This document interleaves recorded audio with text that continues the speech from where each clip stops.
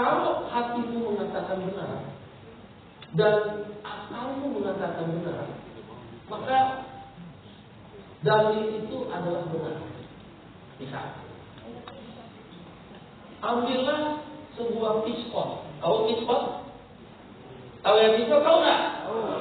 Pispot itu alat untuk buang air kecil kalau orang sakit. Kau beli pispot itu di sebuah toko yang baru, pispot itu kan bersih putih, higienis, siram air panas kalau beli pispot. Kalau kau beli pispot yang sudah disiram air panas, bersih, dicuci, taruh di dalamnya nasi, lauk, ikan, sayur. Kata akal, benar, pispot sebagai alat makan. Wong itu higienis kok. Wong itu bersih kok. Kata akal, wah benar nih, pispot sebagai tempat makan. Tapi ketika hatimu memberi pispot ditaruh makanan itu, hati bilang, nggak benar dong. Ini kan untuk orang buang air kecil ketika sakit, masa ditaruh makan? Karena akal membenarkan, hati tidak membenarkan, maka pispot sebagai alat makan tidak benar. Betapa mudahnya Tuhan memberikan kita tentang menilai sebuah kebenaran. Pergi lagi ke pasar, beli piring kaleng yang warnanya sama biru. Siram air panas, bersihkan, bawa ke rumah, taruh di situ nasi, makanan, ikan, sayur. Kata si akal kita yang diberi oleh Tuhan, dia akan bilang benar. Ini kan higienis, bersih, tidak ada penyakit, sudah disiram air panas.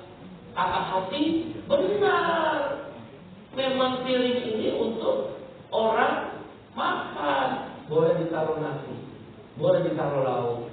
Karena akal membenarkan, hati membenarkan, maka piring sebagai sebuah kebenaran alat makan adalah benar.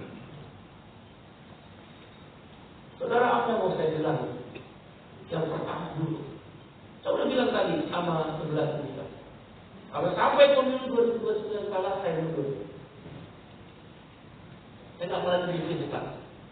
Kalau saya diberi amanat oleh Bang Sony sebagai melanjutkan pendiri partai oleh keluarga almarhum Bang Mokhtar, saya sudah menghadap Ibu Rasintan, istri Bang Mokhtar almarhum, karena beliau yang selalu mendampingi Bang Mokhtar.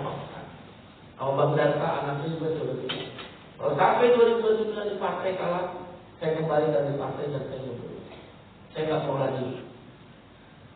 Buat apa kita bikin partai kalau untuk kalah?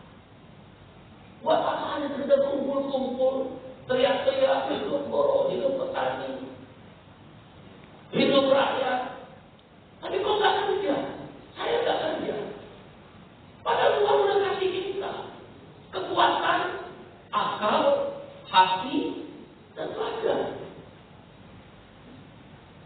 Apa bedanya kita dengan partai-partai besar itu? Apa bedanya kamu dengan para tokoh-tokoh yang ada di partai PDIP, Golkar, PKB, Nasdem, atau partai-partai yang besar tadi? Apa bedanya? Cuma memberikan manual yang sama. Mungkin yang membedakan karena kita baru memulai dari yang kecil, kita harus ikhtiarnya itu extraordinary. Usaha itu biasa. Saya ingat benar waktu saya bersama kawan-kawan almarhum Pak Tamrin Mosi dan Pak Undang Tamrin, guru-guru saya itu mendirikan FSPMI namanya, Federasi Serikat Pekerja Metal. Dulu kami dicaci maki, dipanggil ke Polri, dipanggil ke Polres, dicap komunis, mau dibubarkan, uang tak punya, tapi dari satu kota ke kota kita datang. Bahkan kami kasih nggak punya uangnya, tidur di dalam mobil, berhenti dulu, bisa mau ke Lampung nih ke tempatnya Pak Soleman, berhenti dulu, nyupir ganti-gantian, tidur dulu. Mau ke hotel nggak punya uang. Kami pergi ke Batam, disambut oleh rombongan yang dibayar oleh para pemilik modal dengan golok, dengan samurai. Saya hanya bilang dengan Pak Camat dan Maulana, Bismillah Pak, sekali kaki dipijak, nggak boleh pemilu dulu.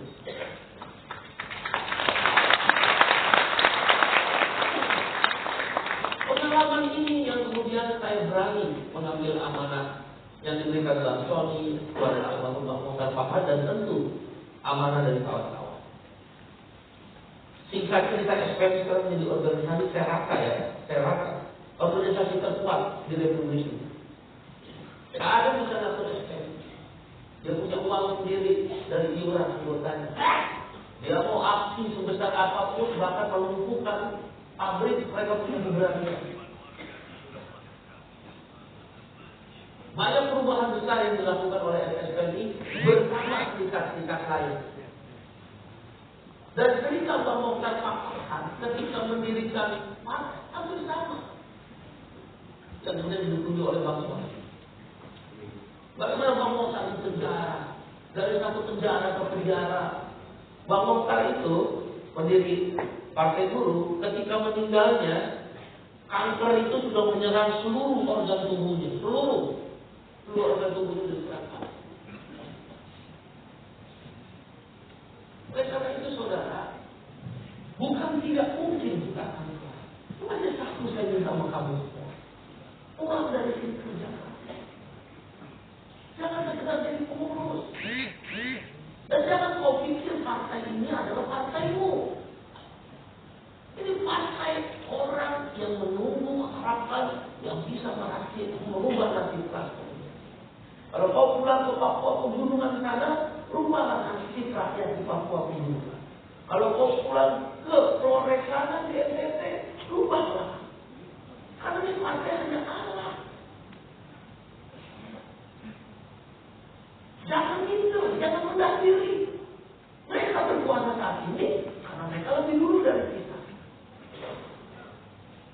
Kalau menang itu hanya masalah waktu.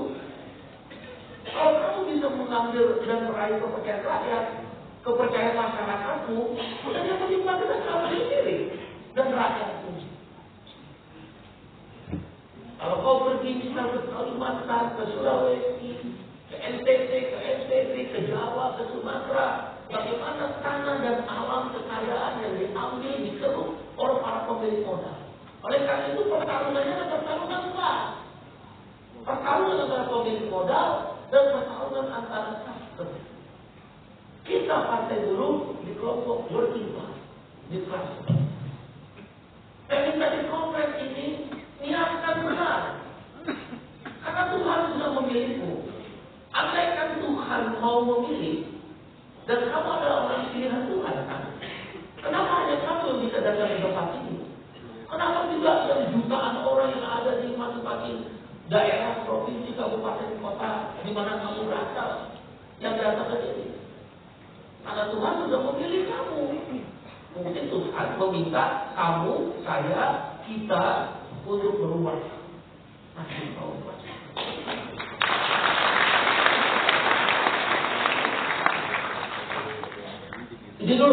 Ideologi itu dulu. Ideologi dasar kemanusiaannya. Nah, ideologi partainya kita sudah tahu, Pancasila berbasis sila kedua, kemanusiaan yang adil dan beradab, keadilan sosial bagi seluruh rakyat Indonesia. Buktikan pada kita.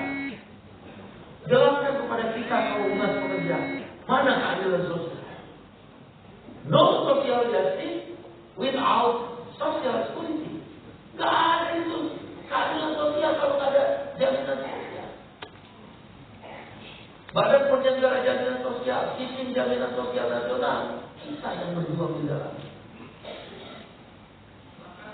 Bahkan saya dan Bung Kahar itu menulis buku supaya jangan dilupakan orang.